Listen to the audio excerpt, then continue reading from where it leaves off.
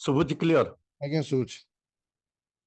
परम प्रेममय परम दयाल श्री श्री ठाकुर परम आराध्या जगत जननी श्री श्री बड़मा परम पूज्यपाद युगाचार्य श्री श्री बड़दा परम पूज्यपाद श्री श्री आचार्य देव ई चतुर्देव श्रीपद पंकज तले मोर भक्तिपूत प्रणाम।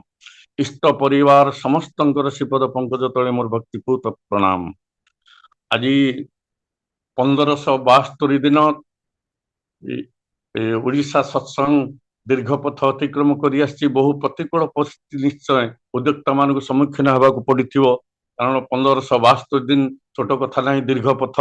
तेणु सर्वप्रथम जो उद्योक्ता माने प्रचेषा ये 1572 दिन चालू रही शक्ति दिंतु सामर्थ्य दिंतु प्रभु ये पथ आगू आगू चालू दक्षता योग्यता केते बढ़ी से कथा से निजे भी मापिले जानीपर। तेणु सर्वप्रथमे सार्विक मंगल कामना करी परम दयाल आचरण तले प्रार्थना निवेदन करने संगे संगे आज जोड़ी होता इष्ट वार्तावाही ऋतिक देवता मंडली अधूर्य जादव कर्मी मंडली सत्संग प्रेमी गुरु भाता भक्तिमती मातृमंडली छोट छोट पिला माने समस्त सार्विक मंगल कामना करी परम दयाल आचरण तले प्रार्थना निवेदन जनाए।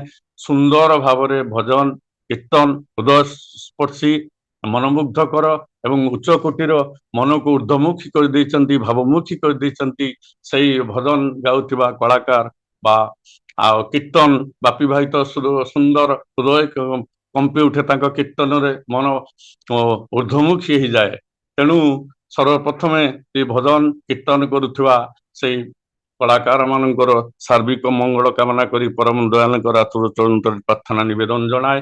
ता छड़ा आज जी भोग निवेदन कर भोग अर्घ्य निवेदन से होचंती वास्तव रे कृपाधन्य प्रभुंकर कृपा निश्चय पड़ो यही प्रभुकर आचरण प्रार्थना निवेदन जनाए। एमन बुक भरा जार व्यथा आछे आय रे छोटे आय प्रेम भिकारी व्यथा हारी एसेछेन धराय। एमन बुक भरा व्यथा आछे जार आय रे छोटे आय प्रेम भिकारी व्यथा हारी एसेछेन धराय। स्वयं सृष्टिकर्ता आज भिक्षुक साजी धरा पृष्ठ को आसी असीम रु ससीम होई निराकार साकार होई आसी धरा पृष्ठ को भिक्षुक साजी से प्रेमर भिक्षा करुचंती। मते प्रेम भिक्षा दियो मते टिके भल पाओ मते टिके हृदय भितर स्थान दियो मु तमर दुख जंत्रणा ज्वाला जंत्रणा को दूर कर देवी। दुख हारी से वेदना हारी से मनीषर दुख दैन्य से सही पारती ना दुख जंत्रणा सही पारती ना तेणु सी दुख हरण करने आसी तेणु टिके भल पा हृदय टिके स्थान दियो बोले मते टिके छुंची भली हृदय स्थान दियो बोमा भली मु बाहरी। तेणु टिके स्थान देले से आग को नहीं मनीषर दुख जंत्रणा को दूर करदेवे कारण अमृतर संतान। तेणु दुखर सुखर पथ को छाड़ी दुखर पछरे आ जाना इष्टक पथ छाड़ी प्रभुति पथरे आ जाना जीवनर पथ को छाड़ी मरणर पथरे आ जाना। अमृतर संतान तुमे अमृत तुमर जीवन धारा मरणर पथरे चली ओ क्या सर्वहरा। अमृतर संतान तुमे अमृत तुमर जीवन धारा मरण पथरे चली ओ क्या सर्वहरा। मनीष सबु बेले चाहे सुख शांति आनंद किंतु एमिति काम करे जेमिति सबु दुख निरानंद ता पाखकू आसीबो प्रभुति मुखी हो जाए। तेणु से डाकती प्रभुति पथरु आछि इष्ट पथरे चल मरण पथरु आछि जीवन पथरे चल कारण मनीष धर्म पथरु विच्युत हुए सृष्टिर श्रेष्ठ जीव आज्ञा मनीष जेते जीव अछंती केही तांकर पथच्युत हुअंती नाही मनीष किंतु धर्म पथरु विच्युत हुए। आज्ञा मनीष को अमनीष बोली कुहा जाए को पशु को बाघ को अबाघ बोली कुहा जाए नहीं हाथी को अहाथी बोली कुहा जाए नहीं कि घोड़ा को अघोड़ा बोली कुहा जाए नहीं कि गोरु गाई के अगोरु गाई कि अछेली बोली कुहा जाए नहीं किंतु मनीष को अमनीष बोली कुहा जाए कहीं ना मनीष धर्म पथरु विच्युत हुए। मु जदि गोटे असत कर्म करे कुकर्म करे मते जी देखिबो अरे तू केडे गोटे अमनीष कि तू एमिति काम केमिति करथुलु ମଣିଷର ଅଙ୍ଗ ପ୍ରତ୍ୟଙ୍ଗ ଗୋଟେ କଟିଗଲେ ମଣିଷକୁ ଅମଣିଷ କୁହାଯିବନି ଆଜ୍ଞା। ମଣିଷ ତାର କର୍ମକୁ ବିଚାର କରି ମଣିଷ ଅମଣିଷ କୁହାଯିବ। ମୁଁ ଯଦି ଅସତ କର୍ମ କରେ ମତେ ଅମଣିଷ ବୋଲି କୁହାଯିବ। ମୁଁ ଯଦି ସତ୍ କର୍ମ କରେ ତାହେଲେ ପ୍ରକୃତ ମଣିଷ, ଭଲ ମଣିଷଟିଏ କୁହାଯିବ। ଆମେ ପୁରୁଷୋତ୍ତମଙ୍କର ଶରଣାପନ୍ନ, ତାଙ୍କର ମନ୍ତ୍ର ଶିଷ୍ୟ। ଆମେ ବାସ୍ତବରେ ଶିଷ୍ୟ ହେଇଛନ୍ତି ତ? ତାହେଲେ ବାସ୍ତବ ଶିଷ୍ୟ କାହାକୁ କୁହାଯିବ? ଯେମିତି ମଣିଷ ପ୍ରକୃତ ମଣିଷ, ସେମିତି ବାସ୍ତବ ଶିଷ୍ୟର ମଧ୍ୟ ସଂଜ୍ଞା ଅଛି। ଯେ ଶିଷ୍ୟ ଖାଲି ମନ୍ତ୍ର ନେଲେ ଶିଷ୍ୟ ହୁଏ ନା, ବା ସ୍କୁଲକୁ ବିଦ୍ୟାଳୟକୁ ଗଲେ ତାକୁ ଛାତ୍ର କୁହାଯାଏ ନାହିଁ। ଶିଷ୍ୟର କର୍ତ୍ତବ୍ୟ ପ୍ରାଣପଣେ ଗୁରୁଙ୍କର ଆଦେଶକୁ କାର୍ଯ୍ୟରେ ପରିଣତ କରିବା, ଗୁରୁଙ୍କୁ ଲକ୍ଷ୍ୟ କରି ଚାଲିବା। ପ୍ରାଣପଣେ ଗୁରୁଙ୍କର ଆଦେଶକୁ କାର୍ଯ୍ୟରେ ପରିଣତ କରିବା, ଗୁରୁଙ୍କୁ ଲକ୍ଷ୍ୟ କରି ଚାଲିବା। ଚାଲିଲେ କଣ ହବ ନା, ଯେ ଶିଷ୍ୟ ପ୍ରାଣପଣେ ଗୁରୁଙ୍କ ଆଦେଶକୁ କାର୍ଯ୍ୟରେ ପରିଣତ କରିଛି, ଗୁରୁଙ୍କୁ ଲକ୍ଷ୍ୟ କରି ଚାଲିଛି, ତା ଜୀବନ କେବେ ଅବନତି ହେଇ ନାହିଁ। ସେ କେବେ ତା ଜୀବନ ବିଫଳ ହୋଇନାହିଁ। ଜୀବନକୁ ସାର୍ଥକ ସୁନ୍ଦର କରିବାର ଏଇ ହଉଛି ବାଟ। କହୁଥିଲି ଭାଇ ଏଇ ଆଙ୍କରିଂରେ ଠାକୁର କହିଲେ, ବାସ୍ତବବାଦୀ ଯିଏ କିନ୍ତୁ ଆଧ୍ୟାତ୍ମିକବାଦୀ ଠିକ ସିଏ, ବସ୍ତୁ ଜାଣି ଗତି ଅଜଣା, ସେ ଜାଣିବା କିନ୍ତୁ ସାର୍ଥକ ନୁହଁ। ବାସ୍ତବବାଦୀ ଯିଏ କିନ୍ତୁ ଆଧ୍ୟାତ୍ମିକବାଦୀ ଠିକ ସିଏ। ଆମେ ଧାର୍ମିକ ବୋଲି କହୁ, ଧାର୍ମିକ ଅର୍ଥ କଣ? ଆଚାର ପରମ ଧର୍ମ। ଯୋଉମାନେ ଧର୍ମକୁ ଆଚରଣ କରନ୍ତି ସେମାନେ ହଉଛନ୍ତି ଧାର୍ମିକ। ଯିଏ ବାସ୍ତବବାଦୀ, ବାସ୍ତବବାଦୀ ମାନେ ପ୍ରକୃତ ରୂପରେ ବାସ୍ତବ ରୂପରେ ତାର ଆଚରଣ ଗୁଡିକ ଠିକ ଠିକ କରି ଚାଲେ, ସିଏ ହଉଛି ଠିକ ଧାର୍ମିକ, ଠିକ ଆଧ୍ୟାତ୍ମବାଦୀ। ଆମେ କିନ୍ତୁ ଅନେକ ଧର୍ମ କଥା ଜାଣିଛନ୍ତି, ଧର୍ମ ବହି ପଢୁଛନ୍ତି, ଶାସ୍ତ୍ର ପୁରାଣ ଜାଣିଛନ୍ତି, ସବୁ ଜାଣିଛନ୍ତି, କିନ୍ତୁ ଆମର ଚାଲିଚଳନଟା ଅଜଣା, ଆମର ଗତିଟା ଅଜଣା। ତେଣୁ ସିଏ ଜାଣିବାରେ କିଛି ମୂଲ୍ୟ ନାହିଁ। ଆମେ ବାସ୍ତବ ଶିଷ୍ୟ ସେତିକି ବେଳେ ହବୁ ଯେତେବେଳେ ଗୁରୁଙ୍କର ଆଦେଶକୁ ପ୍ରାଣପଣେ କାର୍ଯ୍ୟରେ ପରିଣତ କରିବୁ। ଠାକୁରଙ୍କୁ ପଚାରିଲେ, ଠାକୁର ଆପଣ ଜଗତର ତ ମଙ୍ଗଳ କଥା କହିଛନ୍ତି, ମଣିଷର ତ ମଙ୍ଗଳ କଥା ଆପଣ କହିଛନ୍ତି, ସବୁ କଥା ମଣିଷ ତ ମଙ୍ଗଳ ଚାହେଁ, ତାହେଲେ ଆମେ ବୁଲି ବୁଲି ଆଉ ପ୍ରଚାର କରିବା କଣ ଦରକାର? ମଣିଷ ତ ମନକୁ ଆସିବ, କାହିଁକିନା ମଣିଷ ମଙ୍ଗଳ ଚାହୁଁଛି। ଠାକୁର କହିଲେ, ପବନଟା ଯଦି ବହୁ ନଥାନ୍ତା, ଫୁଲର ବାସନାଟା ଫୁଲ ଭିତରେ ହିଁ ରହିଯାଇଥାନ୍ତା। ଯଦି ପବନ ବହୁ ନଥାନ୍ତା, ଫୁଲର ବାସନା ସେଇ ଫୁଲ ଭିତରେ ହିଁ ରହିଯାଆନ୍ତା। ବାସ୍ତବରେ ପବନ ହଉଛି ବାସନା ବାହୀ, ବାସନାକୁ ବହନ କରି ନିଏ। ଆମେ ହଉଛନ୍ତି ଭଗବାନଙ୍କର ବାର୍ତ୍ତାବାହୀ ଦୂତ, ଭଗବାନଙ୍କର ଦୂତ। ସେ ସୌଭାଗ୍ୟ ଆମକୁ ଠାକୁର ଦେଇଛନ୍ତି। କାରଣ ଆପଣ ଯେତେବେଳେ ଯାଉଛନ୍ତି ଗୋଟେ ବାଟରେ, ଗୋଟେ ଦୁର୍ଗନ୍ଧ ରାସ୍ତା ଦେଇ ଅତିକ୍ରମ କରୁଛନ୍ତି, ସେ ଦୁର୍ଗନ୍ଧ ରାସ୍ତା ଦେଇ ଯେତେବେଳେ ଅତିକ୍ରମ କରୁଛନ୍ତି, ସେତେବେଳେ ଗନ୍ଧଟା ଆସୁଛି ନାକକୁ, ସେତେବେଳେ ଦୁର୍ଗନ୍ଧ ପବନ କହି ନାକରେ ହାତ ଦେଇ ଦଉଛନ୍ତି, କି ଦୁର୍ଗନ୍ଧ ପବନ। କିଛି ବାଟ ଗଲା ପରେ ସୁନ୍ଦର ବଗିଚା, ଫୁଲ, ବିଭିନ୍ନ ପ୍ରକାର ସୁବାସିତ ଫୁଲ ଫୁଟିଛି, ସେତେବେଳେ ମହକ ବାସନା ଯେତେବେଳେ ଆସୁଛି, ଆହା ସୁନ୍ଦର ପବନ। ତେଣୁ ଟିକେ ପବନକୁ ଉପଭୋଗ କରିବା, କାରଣ ପବନଟା ସୁବାସିତ ସୁନ୍ଦର ହେଇଛି। ସେଇ ପବନଟା ଆଜ୍ଞା ଦୁର୍ଗନ୍ଧ ହଉଛି, ସେଇ ପବନଟା ଆଜ୍ଞା ସୁଗନ୍ଧ ହଉଛି। କେତେବେଳେ ନା ଯେତେବେଳେ ସିଏ ସୁଗନ୍ଧକୁ ବହି ନଉଛି, ସେତେବେଳେ ସିଏ ସୁଗନ୍ଧ ହଉଛି ଏବଂ ଉପଭୋଗ୍ୟ ହଉଛି। ଯେତେବେଳେ ଦୁର୍ଗନ୍ଧକୁ ବହି ନଉଛି, ସେତେବେଳେ ଦୁର୍ଗନ୍ଧ ହଉଛି। ଆପଣ ଯେତେବେଳେ ଭଗବାନଙ୍କର ବାର୍ତ୍ତାକୁ ନେଇ, ଗୁରୁଙ୍କର ବାର୍ତ୍ତାକୁ ନେଇ ଲୋକମାନଙ୍କ ପାଖକୁ ଯିବେ, ଲୋକମାନଙ୍କୁ ତାଙ୍କର ଦୟାର କରୁଣାର କଥା କହିବେ, ସେତେବେଳେ ଲୋକମାନେ ଉଦ୍ବୁଦ୍ଧ ହେବେ, ଭଗବାନଙ୍କ ଭାବରେ ପ୍ରେମରେ ଉଦ୍ବୁଦ୍ଧ ହେବେ। ଉଦ୍ବୁଦ୍ଧ ହେଇ ସେ ଭଗବାନଙ୍କୁ ଦେଖୁନାହାନ୍ତି ଆଜ୍ଞା, ସେ ଆପଣଙ୍କୁ ଦେଖୁଛନ୍ତି। ତାଙ୍କର ସଦା ଭଲ ପାଇବା ଭକ୍ତିଟା ଆପଣଙ୍କ ଉପରେ ହିଁ ଆସିବ, ଆପଣଙ୍କର ବ୍ୟକ୍ତିତ୍ୱଟା ବଢି ଉଠିବ। ତେଣୁ ଇଷ୍ଟ ଚେତନ ବ୍ୟକ୍ତିତ୍ୱଟା, ତେଣୁ ମଣିଷର ବ୍ୟକ୍ତିତ୍ୱଟା ବଢିବା ସଙ୍ଗେ ସଙ୍ଗେ ତାର ଚରିତ୍ରଟା ମଧ୍ୟ ପରିବର୍ତ୍ତନ ହେଇଯାଏ ଆସ୍ତେ ଆସ୍ତେ ଆସ୍ତେ ଆସ୍ତେ, ଗୁରୁଙ୍କର ଗୁଣଗାନ କରୁ କରୁ। ଆଜି ଯୋଉ ଆମେ ଦେଖୁଛନ୍ତି ଶହ ଶହ କେନ୍ଦ୍ର ମନ୍ଦିର, ଏ କେନ୍ଦ୍ର ମନ୍ଦିର ଖାଲି ଗୁରୁ ଭାଇ ସତ୍ସଙ୍ଗ ମାନେ ଦେଇନାହାନ୍ତି ଆଜ୍ଞା, ବହୁ ଅଧିକ୍ଷିତ ଲୋକ ମଧ୍ୟ ଦେଇଛନ୍ତି। କେମିତି ନା ଏମିତି ଉଦ୍ବୁଦ୍ଧ ହୋଇ, ତାଙ୍କର ଦୟାର କରୁଣାର କଥା ଶୁଣି ଶୁଣି ଉଦ୍ବୁଦ୍ଧ ହୋଇ ସେମାନେ ମଧ୍ୟ ଦେଇଦିଅନ୍ତି ଭାବ।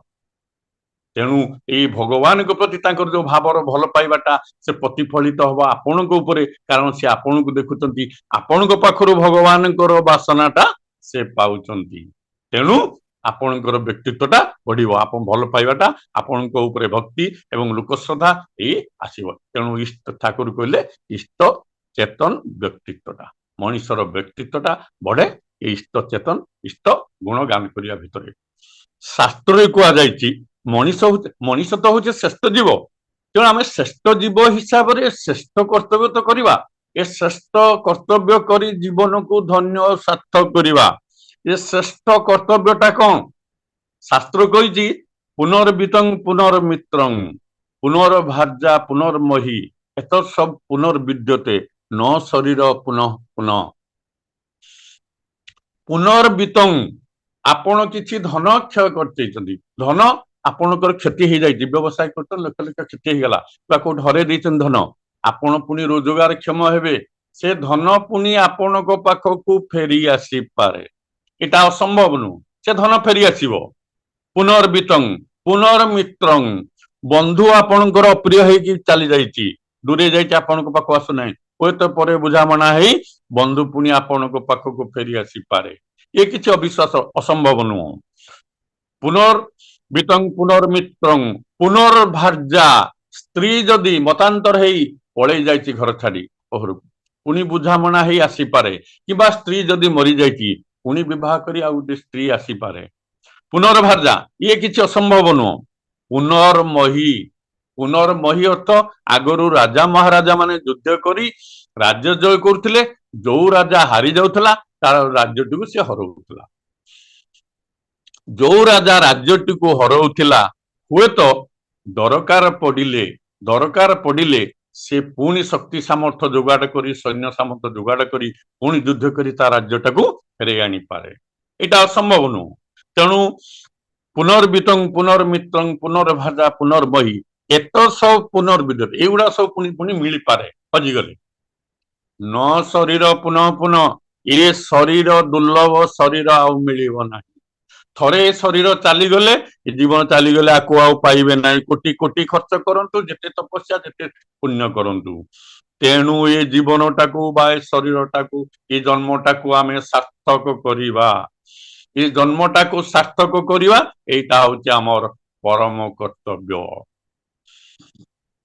तेणु केमिति जन्मटा को सार्थक करिबा मनीष जन्म केमिति सार्थक हुए वैष्णव शास्त्र कह जाइछि कृष्ण भजन रे तुई संसार आसिलु मिछ माया बंधन रे सबु भूली गलु दिबा गला वृथा कार्ये रात्र गला निदे न मजिलु राधा कृष्ण चरणार बिंदे राधा नाम बिनु कृष्ण नाम बिनु विफल मनुष्य जन्म हेला दिनु दिनु कृष्ण भजन रे तुई संसार आसिलु माँ गर्भरे जेते बेले थिलु प्रार्थना करुथुलु प्रभु मते माँ गर्भर उद्धार कर धरा पृष्ठ को मते नियो मु तुमर गुणगान करिवि मु तुमर कर्म करिवि मु तुमको भल पाइबि मु तुमर आपणार हेबि सबु कथा कहितिलु माँ गर्भर आसिला परे ठाकुर मते कथा कहिति जखुन तुमर कहिथिले ना तखुन थिलो जेते बेले तुमर केही नथिले सेते बेले मु थिली तेणु धरा पृष्ठ को आसिलु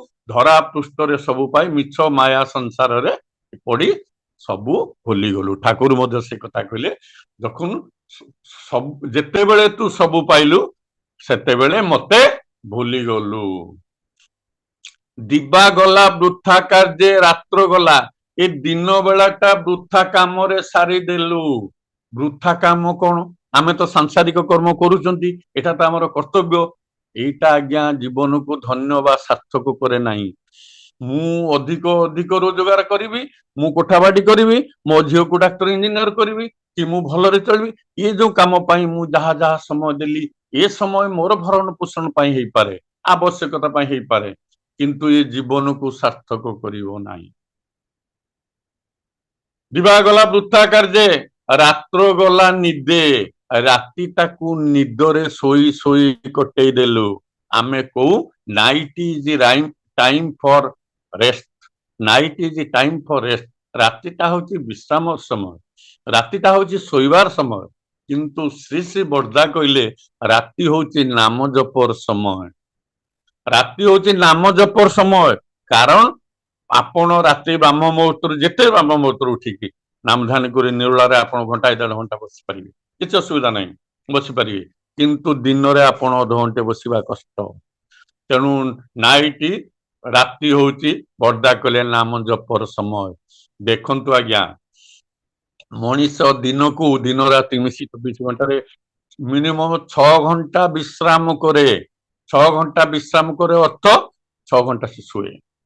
ତେଣୁ ଜଣେ ମଣିଷ ଯଦି 100 ବର୍ଷ ବଞ୍ଚେ ତାହେଲେ 25 ବର୍ଷ ଖାଲି ଶୋଇ ଶୋଇ କଟେଇ ଦିଏ। 25 ବର୍ଷ ଖାଲି ଶୋଇ ଶୋଇ ଆମେ କଟେଇ ଦେଲୁ, ତାହେଲେ ଆମେ କଣ ଇଷ୍ଟ କର୍ମ ଜୀବନକୁ ସାର୍ଥକ ଧନ୍ୟ କରିବୁ? କେମିତି ହବ? ରାଧା ନାମ ବିନୁ କୃଷ୍ଣ ନାମ ବିନୁ ବିଫଳ ମନୁଷ୍ୟ ଜନ୍ମ ହେଲା ଦିନୁ ଦିନୁ। ରାଧା ନାମ କୃଷ୍ଣ ନାମ ବିନୁ ଏ ନାମ ବିନୁ ଜନ୍ମ ତୋର ବିଫଳ ହେଲା। ଏ ନାମ ତୁ ଜପ କଲୁ ନାହିଁ, ତେଣୁ ଜନ୍ମ ତୋର ବିଫଳ ହେଇଗଲା। ଶ୍ରୀ ଶ୍ରୀ ବର୍ଦ୍ଧା ବସିଛନ୍ତି, ବର୍ଦ୍ଧାଙ୍କ ବାପରେ ଭକ୍ତ ମଣ୍ଡଳୀ ବସିଛନ୍ତି, ଇଷ୍ଟ ଆଲୋଚନା ଚାଲିଛି। ଏଇ ସମୟରେ ଜଣେ ଯୁବକ ଗଲେ, ମନରେ ତାଙ୍କର ପ୍ରଶ୍ନ, ସେ ପ୍ରଶ୍ନଟା ଶ୍ରୀ ଶ୍ରୀ ବର୍ଦ୍ଧାଙ୍କୁ ପଚାରିବେ ଏବଂ ସେ ପ୍ରଶ୍ନର ଉତ୍ତର ସମାଧାନ କରିବେ ବର୍ଦ୍ଧାଙ୍କ ପାଖରୁ। ଯେତେବେଳେ ଆସିଲେ ଯେ ବସିଛନ୍ତି ଭକ୍ତ ମଣ୍ଡଳୀ ଆଉ ଭିତରକୁ ଯାଇ ପାରୁନାହାନ୍ତି, ସଞ୍ଜୀବ ମଣ୍ଡଳ ବସିଥିଲେ ପାଖରେ, ସେ ଗୋଟେ କାଗଜରେ ପ୍ରଶ୍ନଟାକୁ ଲେଖିକି ବଢେଇ ଦେଲେ ସଞ୍ଜୀବ ମଣ୍ଡଳଙ୍କ ପାଖକୁ। ସଞ୍ଜୀବ ମଣ୍ଡଳ ଯେତେବେଳେ କାଗଜଟି ଧରିଛନ୍ତି, ବର୍ଦ୍ଧାଙ୍କ ନଜରରେ ସେଇଟା ଆସିଛି। ବର୍ଦ୍ଧା ପଚାରିଲେ ଏଇଟା କଣ? ନା ଆଜ୍ଞା ଜଣେ ଭାଇ ପଚାରିଛନ୍ତି ପ୍ରଶ୍ନଟି। ନା ହଁ, କଣ ପଚାରିଛନ୍ତି? ନା ଆମେ ଧରା ପୃଷ୍ଠକୁ କାହିଁକି ଆସିଛୁ? ଆମେ ଧରା ପୃଷ୍ଠକୁ ମଣିଷ ଜନ୍ମ ହେଇ କାହିଁକି ଆସିଛୁ? ଆମର କର୍ତ୍ତବ୍ୟ କଣ? ବର୍ଦ୍ଧା କହିଲେ ତାକୁ ଡାକ ପାଖକୁ। ବର୍ଦ୍ଧା ତାଙ୍କୁ ସେ ଯୁବକକୁ ପାଖକୁ ଡାକିଲେ, ଡାକିକି କହିଲେ ତମ ରୀତିଙ୍କ ନାମ କଣ? ସେ କହିଲେ ଯତୀନ ମଣ୍ଡଳ, ନଦିଆର, ଯତୀନ ସରକାର, ନଦିଆର। କହିଲେ ମୁଁ ଯାହା କହିବି ବିଶ୍ୱାସ ହବ ତ? ସେ ଯୁବକ କହିଲେ ଆଜ୍ଞା ହଁ, ଆପଣ ଯାହା କହିବେ ମୋର ବିଶ୍ୱାସ ହବ। ନା ଇଷ୍ଟ କର୍ମ କରି ଜୀବନକୁ ଧନ୍ୟ କରିବା ଲାଗି, ଇଷ୍ଟ କର୍ମ କରି ଜୀବନକୁ ଧନ୍ୟ କରିବା ଲାଗି ଏ ଜୀବନ ଧନ୍ୟ ହୁଏ, ସାର୍ଥକ ହୁଏ ଇଷ୍ଟ କର୍ମ କଲେ, ଗୁରୁଙ୍କର କର୍ମ କଲେ, ଗୁରୁଙ୍କର ସେବା କଲେ। ତେଣୁ ଆମେ ଧରା ପୃଷ୍ଠକୁ ଆସିଛନ୍ତି ତାଙ୍କର କର୍ମ କରିବା, ତାଙ୍କର ସେବା କରିବା, ତାଙ୍କର ନିର୍ଦ୍ଦେଶ ମାନିବା, ଚାଲିବା। ତା ଯଦି ନ କରୁ ଆମେ ସେଇ ଯୋଡା ଯାଇ ଅମଣିଷ ହେଇଯିବୁ, ଜନ୍ମ ଆମର ସାର୍ଥକ ହବ ନାହିଁ। ଆଜ୍ଞା, ଦୀକ୍ଷା ପୂର୍ବରୁ ଜୀବନଟା କଣ ପ୍ରକୃତରେ ଆମେ ଜାଣିନଥିଲୁ। ଜୀବନ କଣ ଆମେ ପ୍ରକୃତରେ ଜାଣିନଥିଲୁ। ଆମେ ଯୋଉଟାକୁ ଜୀବନ ବୋଲି ବୁଝିଥିଲୁ ସେଇଟା ପ୍ରକୃତରେ ଜୀବନ ନୁହଁ। ସେଇଟା ହଉଛି ଦୁଃଖ, ରୋଗ ଶୋକ ଯନ୍ତ୍ରଣାର ଜୀବନ। ସେଇଟା ହଉଛି ଆନନ୍ଦର ଜୀବନ ନୁହଁ, ପ୍ରେମର ଜୀବନ ନୁହଁ।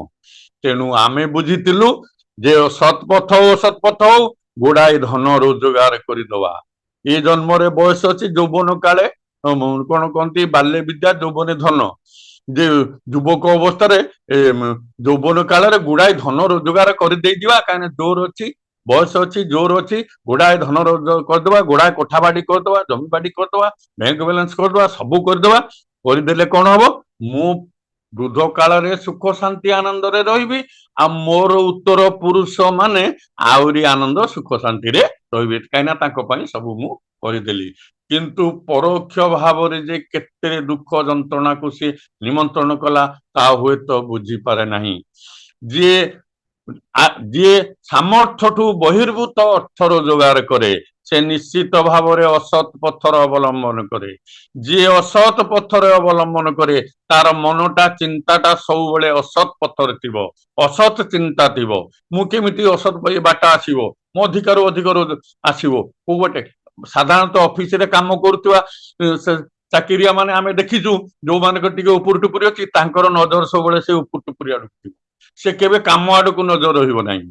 ତେଣୁ ଏଇ ଅସତ ଚିନ୍ତା ଯୋଗୁ ରୋଗ ଶୋକ ଦୁଃଖ ଆସେ।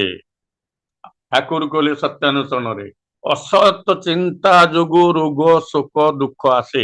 ଯୋଉମାନେ ଏଭଳି ଧନ ରୋଜଗାର କରିଛନ୍ତି ଆପଣ ବ୍ୟକ୍ତିଗତ ଭାବରେ ପର୍ଯ୍ୟବେକ୍ଷଣ କରନ୍ତୁ, ସେମାନଙ୍କର ହୁଏତ ଗଣ୍ଡେ 5ଟା 2ଟା 10ଟା କୋଠା ବାଡି ଥାଇପାରେ, ତାଙ୍କ ସେ ଅନ୍ତିମ ଜୀବନ କଟେ ଜେଲଖାନାର ଚାରିକାନ୍ଥ ଭିତରେ, ଆଉ ବିଭିନ୍ନ ରୋଗ ଯନ୍ତ୍ରଣା ଶୋକ ଭିତରେ। କାରଣ ଅସତ ଚିନ୍ତା ଯୋଗୁ ରୋଗ ଶୋକ ଦୁଃଖ ଆସେ। ତାଙ୍କ ପାଖରେ ବହୁତ ରୋଗ ଥାଏ। ଏଇ ଗୋଟେ କଥା, ରୋଗ ଯନ୍ତ୍ରଣା ସେ ଛଟପଟ ହୁଅନ୍ତି ବାର୍ଦ୍ଧକ୍ୟ ଅବସ୍ଥାରେ। ଉତ୍ତର ପୁରୁଷ ମାନଙ୍କୁ ଅଯୋଗ୍ୟ କରିବାର ଦ୍ୱାରଟାକୁ ଖୋଲିଦେଲୁ। କାରଣ ଆମେ ଯୋଉ ଅସତ କର୍ମ କଲୁ, ଅସତ ଆଚରଣ କଲୁ, ତା ସେମାନଙ୍କର ଆମ ଅଜ୍ଞାତରେ ତା ସେମାନଙ୍କ ଭିତରକୁ ସଞ୍ଚରିତ ହେଲା, ଆମେ ତା ଜାଣିପାରିଲୁ ନାହିଁ। ଏମାନେ ସେଇ ପଥ ମଧ୍ୟ ଅବଲମ୍ବନ କରିବେ। ଏବଂ ଯେତେବେଳେ ଅନେକ ଗୁଡ଼ିଏ ରଖିଯାଇଛନ୍ତି, ଆମର ଆଉ କିଛି କରିବାର ନାହିଁ, ଆମେ ତାକୁ ଖର୍ଚ୍ଚ କରିକି ଯେତେ ଉଡେଇବୁ, ତେଣୁ ସେମାନେ ଅବାଟରେ ଯିବା ନିଶ୍ଚିତ। ତାକୁ ଅସତ ବାଟ ବା ଅମଣିଷ ହବାର ବାଟଟାକୁ ଆମେ ଖୋଲିଦେଲୁ, ତେଣୁ ସେମାନେ ବି ଅମଣିଷ ଦେଲେ। ଏଇଟା ଆଜ୍ଞା ପ୍ରକୃତରେ ଜୀବନ ନୁହଁ। ଏଇଟା ପ୍ରକୃତରେ ଜୀବନ ନୁହଁ। ଜୀବନ ହଉଛି ସଂଘର୍ଷର ଜୀବନ, ଅମୃତର ରାସ୍ତା ପରା, ଅମୃତର ସନ୍ତାନ। ସବୁବେଳେ ଅମୃତ ତମର ଜୀବନ ଧାରା। ଇଷ୍ଟଙ୍କ ପଥରେ ଚାଲିଲେ ସେ ହଉଛନ୍ତି ପରମାନନ୍ଦ। ପରମାନନ୍ଦ ଅର୍ଥ ତାଙ୍କ ଚିନ୍ତା, ତାଙ୍କ କର୍ମ, ତାଙ୍କ ଭାବରେ ଲାଗି ରହିଲେ ମଣିଷ ସବୁବେଳେ ଆନନ୍ଦରେ ଥାଏ। ସେ ଯେତେ ଯନ୍ତ୍ରଣା ପାଉ ସେ ସବୁବେଳେ ଆନନ୍ଦରେ ଥାଏ। ବର୍ଦା ଗୋଟେ ଶବ୍ଦ ବ୍ୟବହାର କରନ୍ତି, କ୍ଲେଶ ସୁଖ ପ୍ରିୟତା। କ୍ଲେଶ ସୁଖ ପ୍ରିୟତା ଅନ୍ତତଃ ମୁଁ ଏଇଟା ବୁଝେଇ ଯେ ମନେକର ଗୋଟେ କେନ୍ଦ୍ର ମନ୍ଦିରଟେ ହଉଛି, ସେ ମନ୍ଦିରଟା ପାଇଁ ଆମେ ଯେତେବେଳେ ଯାଇ ଦେଖୁଛୁ, ଉଦ୍ବୋଧନ ହେଇ ସାରିଲା ପରେ ଆମେ ଯେତେବେଳେ ଯାଇ ଦେଖୁଛୁ, ସେ ମନ୍ଦିରଟାକୁ ଦେଖି ଆମେ ଖୁବ ଆନନ୍ଦ ଉପଭୋଗ କରୁଛୁ, ଆମେ ଆନନ୍ଦ ପାଉଛୁ। ଆଜ୍ଞା ସେ ମନ୍ଦିର ଆରମ୍ଭ, ଫାଉଣ୍ଡେସନ ଆରମ୍ଭ ହେବା ଦିନ ଠାରୁ ଅନେକ କେତେ ଲୋକ ମଧ୍ୟ ଲାଗି ରହିଛନ୍ତି ଶେଷ ପର୍ଯ୍ୟନ୍ତ। ସେଥିପାଇଁ ତାଙ୍କୁ ଅନେକ ଦୁଃଖ କଷ୍ଟ ସହିବାକୁ ପଡିଥିବ ଏବଂ ସେଥିପାଇଁ ସେମାନଙ୍କୁ ସାଂସାରିକ ସମସ୍ତ ଦାୟିତ୍ୱକୁ ଜଳାଞ୍ଜଳି ଦେଇ ଏଠି ନିଶ୍ଚୟ ଇଷ୍ଟ କର୍ମରେ ସେମାନେ ଲାଗି ରହିଥିବେ। ସେମାନେ ମଧ୍ୟ ଯେତେବେଳେ ମନ୍ଦିରକୁ ଦେଖୁଥିବେ ତାଙ୍କ ମନ ଆନନ୍ଦରେ କୁଣ୍ଢେମୋଟ ହଉଥିବ। ଆଉ ତାଙ୍କ ଆନନ୍ଦ ଆମ ଆନନ୍ଦ ଭିତରେ ବହୁତ ପାର୍ଥକ୍ୟ ଆଜ୍ଞା। ସିଏ ଯୋଉ ଆନନ୍ଦଟା ପାଉଥିବେ ଆମେ ସେ ଆନନ୍ଦ ପାଇବା ନାହିଁ, କାରଣ ଆମେ ଯୋଉ ଆନନ୍ଦଟା ପାଇଲେ କିଛି ସମୟ ପରେ ଭୁଲିଯିବା, ଆଉ ଗୋଟେ ମନ୍ଦିର ଦେଖିଲେ ଭୁଲିଯିବା, କିନ୍ତୁ ସେ ଆନନ୍ଦକୁ ସେ ଭୁଲି ପାରିବେ ନାହିଁ। ତେଣୁ ଏ କ୍ଲେଶ ସୁଖ ପ୍ରିୟତା ଜୀବନ ହଉଛି ସେଇଆ। ଆମେ ଚାହୁଁଛୁ ସବୁବେଳେ ଆଜ୍ଞା ଯେତେବେଳେ ଜୀବନରେ ଇଷ୍ଟ ବା ଗୁରୁଙ୍କୁ ଧରିଛୁ, ସେ ହଉଛନ୍ତି ମଙ୍ଗଳଦାତା, ସିଏ ହଉଛନ୍ତି ସୃଷ୍ଟିକର୍ତ୍ତା। ଠାକୁରଙ୍କୁ ପଚାର, ଠାକୁର ଆପଣ ତ ସୃଷ୍ଟିକର୍ତ୍ତା, ଆପଣ କଣ ସୃଷ୍ଟି କରିଛନ୍ତି? ନା ମୁଁ ଜୀବନ ସୃଷ୍ଟି କରିଛି। ଇଏ ସବୁ ଜୀବନର ସିଏ ହେଲେ ସ୍ରଷ୍ଟା। ତେଣୁ ବ୍ରାହ୍ମ ମୁହୂର୍ତ୍ତରୁ ଆମେ କହୁଛୁ ଜୀବ ଜଗତ ଜୀବନ କାରଣ। ଏ ସବୁ ଜୀବ ଜଗତର ଜୀବନର କାରଣ ହଉଛନ୍ତି ସେ, ଖାଲି ସୃଷ୍ଟିକର୍ତ୍ତା ନୁହେଁ। ଏ ପ୍ରାର୍ଥନା କଥା କହୁଥିଲେ ଦାଦା, ପ୍ରାର୍ଥନାରେ ଆମେ କହୁଛୁ ଚିଦ୍ରୂପେଣ ପରିବ୍ୟାପ୍ତଂ ତ୍ରୈଲୋକ୍ୟଂ ସଚରାଚରଂ। ସେ ତ୍ରୈଲୋକ୍ୟଂ 3 ଲୋକ ସ୍ୱର୍ଗ ମର୍ତ୍ତ୍ୟ ପାତାଳେ, ତାଙ୍କର ଚେତନାଟା ପରିବ୍ୟାପ୍ତ।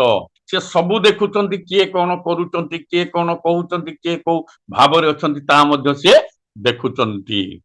ତେଣୁ ସେ ସବୁ ଦେଖୁଛନ୍ତି ଏବଂ ସେ ସବୁ କାହାକୁ କେମିତି ଭାବରେ କିଏ କୋଉ କର୍ମ କରୁଛି ସେଇ ଅନୁସାରେ ଫଳ ମଧ୍ୟ। ଆମେ ସବୁବେଳେ ଚାହୁଁ ଆଜ୍ଞା ଆମେ ଆନନ୍ଦରେ ରହିବୁ, ଆମେ ସୁଖରେ ରହିବୁ, ପ୍ରତିକୂଳ ପରିସ୍ଥିତି କିଛି ଆସିବ ନାହିଁ, ଦୁଃଖ ରୋଗ କିଛି ଆସିବ ନାହିଁ, ଜୀବନରେ ସମସ୍ୟା କିଛି ଆସିବ ନାହିଁ, ଏମିତି ଆମେ ରହିବୁ। ଠାକୁରଙ୍କୁ ଆମେ ଜୀବନରେ ଗ୍ରହଣ କରିଛୁ ତ, ତେଣୁ ଏମିତି। ଆଜ୍ଞା ଜୀବନଟା ସେମିତି ନୁହଁ। ଏମିତି ଜୀବନ ସୃଷ୍ଟିରେ କାହାରି ନାହିଁ ଯାହାର ପ୍ରତିକୂଳ ପରିସ୍ଥିତି ଆସେ ନାହିଁ, ବିପଦ ରୋଗ ଶୋକ ଏସବୁ ଆସେ ନାହିଁ। ଏସବୁ ଆସିବ। ଏସବୁ ନ ଆସିଲେ ଅଭାବର ପରିଶାନ୍ତ ମନ ବ୍ରହ୍ମ ବା ଧର୍ମ ଜିଜ୍ଞାସା କରେ, ନଟୁଆ କରେ ନା। ଏସବୁ ଯଦି ନ ଆସିବ, ମୁଁ ଖାଲି ଭଲରେ ରହିବି, ତାହେଲେ ମୁଁ ଭଗବାନଙ୍କୁ ମଧ୍ୟ ଭୁଲିଯିବି। ଜୀବନଟା ହଉଛି ଉଚ୍ଚ ନିଚ ଦୁଃଖ ସୁଖ ଜୀବନ। ସେ ବରଦା କହିଲେ ଆମେ ଗୋଲାପୀ ରଙ୍ଗଟାକୁ ଭଲ ପାଉ, ତାହେଲେ ଗୋଟେ ଚିତ୍ର କାଟି ଯଦି ଖାଲି ଗୋଲାପୀ ରଙ୍ଗଟା ଦେଇଦବା, ତାହେଲେ ସେ ଚିତ୍ରଟା କଣ ସୁନ୍ଦର ହେଇଯିବ?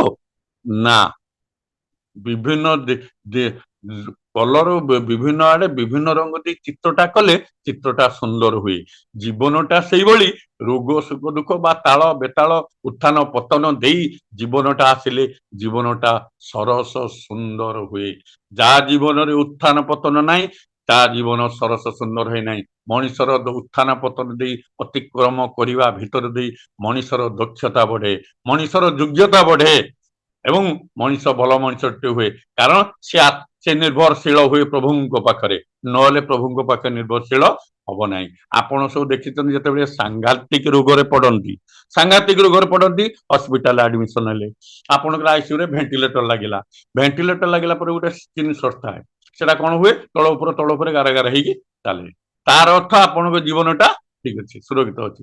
ଯେତେବେଳେ ସେଟା ପ୍ଲେନ ହେଇଯିବ ସେତେବେଳେ ଆପଣ ଜାଣିଲେ ଜୀବନ ବିପଦ। ତେଣୁ ଯେତେ ଜୀବନ ସମାନ୍ତରାଳ ଗତିରେ ଚାଲେ ତା ବିପଦ ପୂର୍ଣ୍ଣ। ତେଣୁ ଜୀବନର ଉତ୍ଥାନ ପତନ ଦେଇ ଚାଲିଲେ জীবনটা সরস সুন্দর ହୁଏ। ঠাকুর গলি গছর যে ফল পাচে ওই তো অসল পাকা, মুশকিল মধ্যে থাকতে পারে ওই তো অসল থাকা, যিয়ে মুশকিল মধ্যে বঞ্চি রহিপারে সেই হচ্ছে প্রকৃত বঞ্চিবা।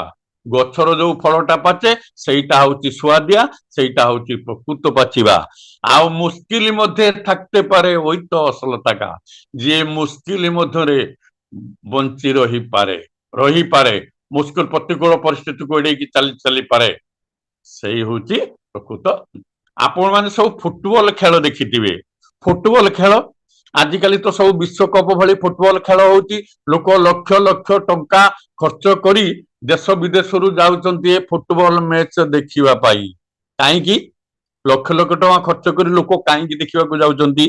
ଆଜ୍ଞା 22ଟା ପିଲା ଖେଳୁଛନ୍ତି, 22 ପିଲା ଖେଳୁଛନ୍ତି। ସେଇ 22ଟା ଯାକ ପିଲାଙ୍କର ଲକ୍ଷ୍ୟ ହଉଛି ଗୋଟିଏ। କଣ ଗୋଟିଏ ଲକ୍ଷ୍ୟ? ନା ପ୍ରତିପକ୍ଷ ଗୋଲ ପୋଷ୍ଟରେ ବଲ ଟାକୁ ପୁରେଇବା। ଏ ପ୍ରତିପକ୍ଷ ଗୋଲ ପୋଷ୍ଟରେ ବଲ ଟାକୁ ପୁରେଇବା, ଏ ପ୍ରତିପକ୍ଷ ଗୋଲ ପୋଷ୍ଟରେ ବଲ ଟାକୁ ପୁରେଇବା ପାଇଁ ତାଙ୍କୁ ସଂଘର୍ଷ କରିବାକୁ ପଡେ। ପ୍ରତିପକ୍ଷ ଦଳର ଖେଳାଳି ମାନଙ୍କ ସହିତ ସଂଘର୍ଷ କରି କରି କରି କରି ପ୍ରତିପକ୍ଷ ଗୋଲରେ ପୋଷ୍ଟରେ ବଲଟାକୁ ଗଣନ୍ତି। ଯୋଉ ଖେଳାଳି ଯେତେ ସଂଘର୍ଷ କରି ପ୍ରତିପକ୍ଷ ଖେଳାଳି ସଂଘର୍ଷ କରି ଗୋଲ ପଟେ ଗୋଳ ଦିଏ ସିଏ ହୁଏ ସେତେ ଦକ୍ଷ ଆଉ ଯୋଗ୍ୟ ଖେଳାଳି, ସେ ପୁରସ୍କୃତ ହୁଏ। ଚିନ୍ତା କରନ୍ତୁ ଯଦି ଗୋଲ ପୋଷ୍ଟ ଦିଟା ନଥାନ୍ତା ଖେଳରେ ଲୋକ ଖେଳ ଦେଖିବାକୁ ଯାଇଥାନ୍ତି, ଦେଖନ୍ତେ? ବା ଲୋକ ଯଦି ପ୍ରତିପକ୍ଷ ପିଲା କିଛି ସଂଘର୍ଷ କରନ୍ତେ ନା ଖାଲି ଦୌଡ ଦୌଡ ଯାଇକି ବଲଟା ଫୋପାଡି ଦିଅନ୍ତେ, ବଲ ପଳେଇ ଯାଆନ୍ତା ସୀମାର ପଟକୁ, ତା ଲୋକ କଣ ଦେଖିବାକୁ ଯାଆନ୍ତେ? କାରଣ ଏଇଠି ଦୁଇଟି କଥା ରହିଲା। ଖେଳାଳି ମାନଙ୍କର ଗୋଟେ ଉଦ୍ଦେଶ୍ୟ, ସବୁ ଖେଳାଳିଙ୍କର ମଣିଷ ଜୀବନର ଯେମିତି ଗୋଟେ ଉଦ୍ଦେଶ୍ୟ, ସେଇ ଉଦ୍ଦେଶ୍ୟକୁ ହାସଲ କରିବା ପାଇଁ ଯିଏ ବେଶୀ ସଂଘର୍ଷ କଲା ସେଇ ହେଲା ଦକ୍ଷ ଆଉ ଯୋଗ୍ୟ। ଏ ଜୀବନ ସଂଘର୍ଷ ଭିତରେ ଏ ଜୀବନକୁ ଏ ଉଦ୍ଦେଶ୍ୟରେ ଅନୁପ୍ରାଣିତ କରିବା, ଉଦ୍ଦେଶ୍ୟରେ ପହଞ୍ଚିବା ପାଇଁ, ତାଙ୍କ ପାଖରେ ପହଞ୍ଚିବା ପାଇଁ ଯିଏ ସଂଘର୍ଷ କରି କରି ଚାଲିଛି ସିଏ ହଉଛି ପ୍ରକୃତରେ ମଣିଷ, ସେଇଟା ହଉଛି ପ୍ରକୃତରେ ଜୀବନ। ଆଜ୍ଞା ସେଇ ଜୀବନଟା ହିଁ ଉପଭୋଗ୍ୟର ଜୀବନ। ପୂଜ୍ୟପାଦ ଦାଦା ଆପଣ ମାନେ ସମସ୍ତେ ଏଇ କଥାଟା ଶୁଣିଛନ୍ତି, କଥାଟା ଆଉ ଥରେ କହିଦଉଛି। ପୂଜ୍ୟପାଦ ଦାଦା ଅବିନ୍ଦାକୁ ଯୋଉ କହିଥିଲେ ଏଇ କଥାଟି, ଦେଖ ଅବିନ୍ଦ ତୁ ଯେତେବେଳେ ମୋ ବୟସରେ ହେଇଯିବୁ ସେତେବେଳେ ମୁଁ ହୁଏତ ନଥିବି, ତୋ ବାବା ବି ନଥାଇ ପାରନ୍ତି। ଦେଖିବୁ ସବୁ ଲୋକ ଖାଲି ଠାକୁର ଠାକୁର ଠାକୁର ଠାକୁର ଠାକୁର ଠାକୁର ହଉଥିବେ। କାହିଁକି କଥା କହିଲି? ସେ ଆଜ୍ଞା ତ୍ରିକାଳଦର୍ଶୀ। ଆମକୁ ଯଦି ପଚାରିବେ ଆପଣ କାଲି ଲଞ୍ଚ ଆୱାରରେ କଣ ଖାଇଛନ୍ତି କୁହନ୍ତୁ, ଆପଣ କହିପାରିବେ, ନହେଲେ ମନେ ପକେଇକି କହିବେ। ସିଏ କିନ୍ତୁ ଆପଣଙ୍କୁ ଦେଖିଲେ ଆପଣଙ୍କର ଅତୀତ ବର୍ତ୍ତମାନ ଭବିଷ୍ୟତ ତାଙ୍କ ନଖ ଦର୍ପଣରେ ଭାସି ଉଠେ। ଆପଣ ଅତୀତରେ କଣ ହେଇଛି, ବର୍ତ୍ତମାନ କଣ, ଭବିଷ୍ୟତରେ କଣ। ତେଣୁ ଭବିଷ୍ୟତରେ ସୃଷ୍ଟିରେ କଣ ହବ ସେ କଥା ମଧ୍ୟ ସିଏ କହିବେ, ସେ ଜାଣନ୍ତି, ତାଙ୍କ ନଖ ଦର୍ପଣରେ ଅଛି। ଗୋଟେ କଥା ଠାକୁର କହିଥିଲେ, ଯୋଉ ବାଂଲାଦେଶରେ ଅଛି ଯେତେ ଗ୍ରାମ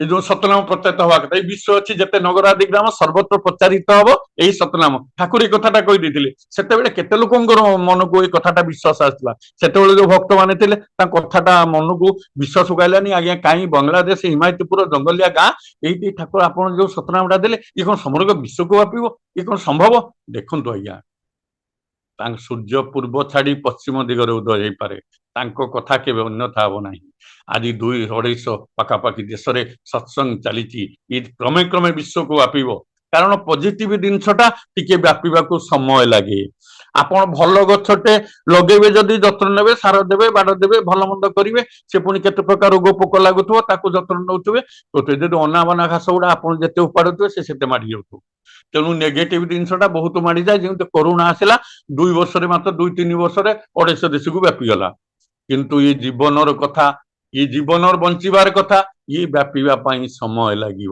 ये पॉजिटिव कथा आज 250 देश ठाकुर ये कथा केमिति वास्तव ये ठाकुर भी एक कथा कहते एमती समय आसो जिते बड़े देश में शासकर प्रयोजन हो न पारे तार अर्थ आम लोक जेपरी सत्संगी मान एत भरोसा निर्भर करेंगे आउ कौ शासक उपर आउ निर्भर करेंगे नहीं आम से भली ना आम से भली योग्य हो पारिना तेणु लोक मैंने आम उपर से भरोसा करना लोक मैंने आम से निर्भर करना हे तो पूज्यपाद अबिंदा पूज्यपाद आचार्य देव जो प्रचेषा ये जो चली डीपीवास हूँ तो दिन समय आसीपे लोक सब क्षेत्र में आम उपर भरोसा कर से समय आसीपे मोहर बाजी पूज्यपाद दादा ये जो कथाटा जे लोक खाली ठाकुर ठाकुर ठाकुर ठाकुर होते कहीं होते लोक ठाकुर ठाकुर ठाकुर ठाकुर कहीं आज्ञा उत्स को छाड़ी किए बंची रही उत्स को छाड़ी किए बंची रही पानी रू माछटा को टाणी बाहर शुक्लार पकड़ से छटपट छटपट हम केमी डेकी तार से पानी को उत्स को जीव उत्स को न गले से बंची पार ना गछटा को माटी उपाड़ी आनी जेते सार पानी दियो जेते जहा दियो से शुष्क हो जीव सी एते तटका रहिबो नाही कारण सी तार उत्स ठारू अलग हो जाइछि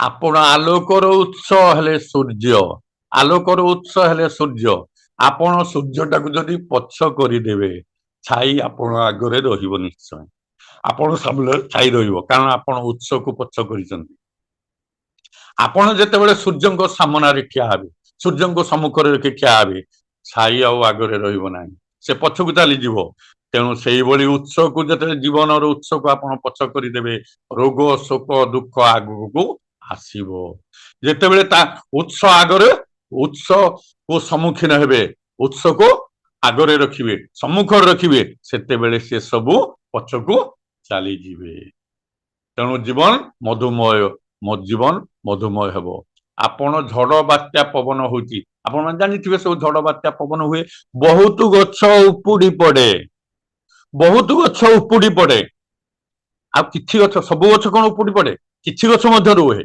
कौ गछटा रहे आ कौ गछटा उपुड़ी पड़े जो गछटा तार उत्स को जेते जोर करी धरिची प्रतिकूल शक्ति ठारू आउरी अधिक जोरे धरिची से गछ दृढ़ होइकी रहिता हूँ तो डाल पत्र गोटे भांगी जाई पारे किंतु से मूलरू दृढ़ होइकी रहिबो कारण ता उत्स को से जोरे जाबुडिकी धरिची प्रतिकूल शक्ति तार किसी क्षति करि पार नाही आ जो गछटा प्रतिकूल शक्ति ठारू कम जोरे धरिची से गछ निश्चय उपुड़ी पड़िबो कारण से तार उत्स को जोरे धरी नाही तेणु ये कथा आज आचार्य देव ये बुली बुली जो गाँ मफसल गाँ मफसल ये सब बुली बुली जो गली कंदी आमे आशा भी करि नथिलु जहा ठाकुर मोहर जो बाणीटा शुणुलु जो मनीष कांगाल थे सत्य जमी आचार्य एथर मनीष कांगाल होगी पलि आसती समस्त पाखरे मिसी जाउछंती समस्त कांधरे हाथ मारी दौरान पिला मुंडे हाथ मारी पड़ी को नहीं ये सब कथा बुझुंट से गोटे कथा कहते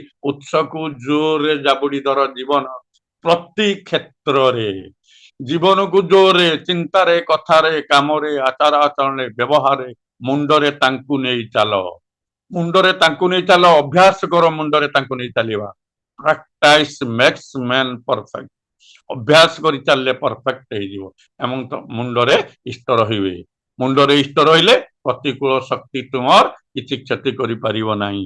ঝড় ঝঞ্ঝা যতই আসুক মনে রাখিস স্যার, মাথায় আছেন দয়াল ঠাকুর ভাবনাগিরি। তো ঝড় ঝঞ্ঝা যেতে আসু, বিপদ আপদ যেতে আসু, আসিব, আসিবনি ନ ଆସିବ, କିନ୍ତୁ ତୋର କ୍ଷତି କରିପାରିବ ନାହିଁ, କାରଣ ମଥାରେ ତ ଦୟାଲ ଠାକୁର ଅଛନ୍ତି। ତେଣୁ ତାଙ୍କୁ ମଥାରେ ବହନ କରି ଚାଲିବ। ଏଇ ପ୍ରେରଣା ସେ ଦେଇଗଲେ। ଗାଁ ଗହଳି ସବୁ ଗଳି କନ୍ଦି ଯୋଉ ଜାଗାକୁ ଆମେ ଆଶା କରିନଥିଲୁ ସେ ଜାଗାରେ ମଧ୍ୟ ପହଞ୍ଚିଗଲେ, ଯୋଉମାନେ ପ୍ରକୃତ ଯୋଗ୍ୟତା ତାଙ୍କର ନିର୍ଦ୍ଦେଶକୁ ପାଳନ କରି କର୍ମ କରିଥିଲେ। ପ୍ରେରଣା ସେ ଦେଇଗଲେ। ତେଣୁ ଜୀବନଟା ହଉଛି ଏଇଆ। এই ଜୀବନଟା ଉତ୍ସମୁଖୀ ଜୀବନ। ଏଇଟା ତ ଏଇ ଧର୍ମକୁ ନେଇ ଆଜି ଚାରିଆଡେ ସାମ୍ପ୍ରଦାୟିକ ଗଣ୍ଡଗୋଳ ଗଣ୍ଡଗୋଳ। ଆମେ ବିଭିନ୍ନ ଉପାୟରେ ଲୋକ ସାଧନା କରୁଛି। ଲୋକ ଜାଣିଛନ୍ତି ଧର୍ମ ବଳ ହଉଛି ଶ୍ରେଷ୍ଠ ବଳ, ଯୋଉ ବଳରେ ମଣିଷ ସୁଖ ଶାନ୍ତି ଆନନ୍ଦରେ ରହିବ, ଏ ସଂସାର ସାଗରକୁ ନିରାପଦରେ ଅତିକ୍ରମ କରିବ, ଏ ସବୁ ପ୍ରକାର ଦୁଃଖ ଦୁର୍ଭୋଗରୁ ରକ୍ଷା ପାଇବ, ଦୁର୍ଭାଗ୍ୟକୁ କାଟିଦ। ଧର୍ମ ବଳ ଥିଲେ ସବୁ ବିପଦ ଆପଦ କଟିଯିବ। ଏକଥା ଲୋକ ଜାଣିଛି ଠିକ, କିନ୍ତୁ କୋଉଟା ଧର୍ମ ବଳ ତା ଜାଣିବା ଆମ ପକ୍ଷରେ ସମ୍ଭବ ହେଇନାହିଁ। ତେଣୁ ଆମେ ସାମ୍ପ୍ରଦାୟିକ ହିଂସା ବାଦ ବିସମ୍ବାଦ ଏ ଧର୍ମ ନେଇ କରୁ। ରାମକୃଷ୍ଣ ଠାକୁରଙ୍କ ପାଖରେ ଭକ୍ତ 2-4 ଜଣ ବସିଥିଲେ। ଜଣେ ଭକ୍ତ କହିଲେ, ଠାକୁର ଆପଣଙ୍କ ଘର ଆଗରେ ଯୋଉ ଗଛଟା ଅଛି ବିରାଟ ଗଛଟେ, ମୁଁ ଆସିଲା ବେଳେ ମତେ ଭାରି ଡର ମାଣ୍ଡିଲା। ରାମକୃଷ୍ଣ ଠାକୁର କହିଲେ, କାହିଁକି ନା ସେଠୁ ଗୋଟେ ବିରାଟ ବଡ ସବୁଜ ଏଣ୍ଡୁଅଟେ ଥିଲା, ମୁଁ ଭାବିଲି ଡେଇଁ ପଡିବ ଏଇ ମୁଣ୍ଡ ଉପରକୁ। ଆଉ ଜଣେ ଥିଲା, କହିଲେ ନାଇଁ ଆଜ୍ଞା ସେ ଭୁଲ କଥା କହିଲେ, ଏଇଟା ହଳଦିଆ ଏଣ୍ଡୁଅଟେ ଥିଲା। ମୁଁ ବି ସେଠି ଡର ମତେ ଲାଗିଲା, ଏଟା ହଳଦିଆ ଏଣ୍ଡୁଅଟେ ଥିଲା।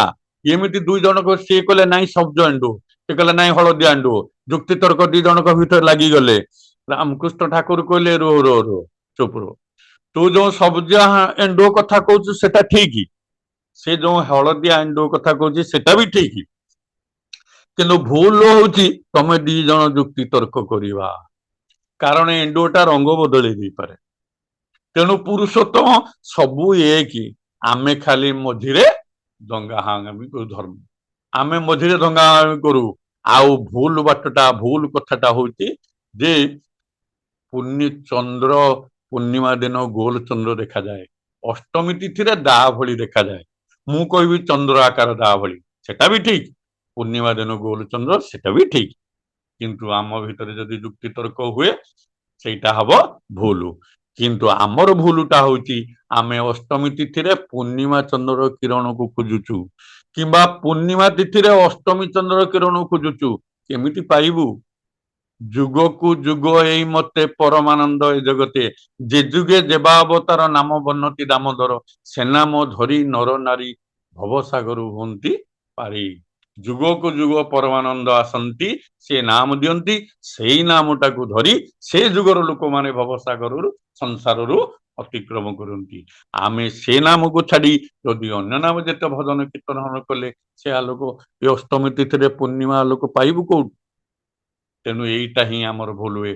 ତେଣୁ ଧର୍ମ ପାଇଁ ଆମର ବାଦ ବିସମ୍ବାଦ, ବିଭିନ୍ନ ପ୍ରକାର ସାଧନା। ଆମେ ତ ଏଇ ଦେଖିଲୁ ଯୋଉ କୋଟି କୋଟି ଲୋକ ଯୋଉ ସ୍ନାନ ତର୍ପଣ କରୁଛନ୍ତି, କିଏ ଉଲଗ୍ନ ହେଇ ସାଧନା କରୁଛି, କିଏ ଗେରୁଆ ପିନ୍ଧି ସାଧନା କରୁଛି, କିଏ ଭୋକ ଉପବାସ ବର୍ଷ ରହି ସାଧନା କରୁଛି, କିଏ ଗୋଡ ଟେକି ବର୍ଷ ବର୍ଷ ଧରି ଠିଆ ହେଇ ସାଧନା କରୁଛି। ବିଭିନ୍ନ ପ୍ରକାର ସାଧନା କରୁଛନ୍ତି ଏବଂ ସାଧନାରେ ମଧ୍ୟ ସେମାନେ ଏକମତ ଯେ ମୁଁ ଯୋଉ ପ୍ରକାର ସାଧନା କରୁଛି ସେଇଟା ଠିକ। ସମସ୍ତେ ନିଜ ମତରେ ଠିକ ହବା ସ୍ୱାଭାବିକ। କାହିଁକି ନା ଧର୍ମକୁ କେହି ଦେଖିପାରେ ନାହିଁ, ଧର୍ମକୁ କେହି ମାପି ପାରେ ନାହିଁ।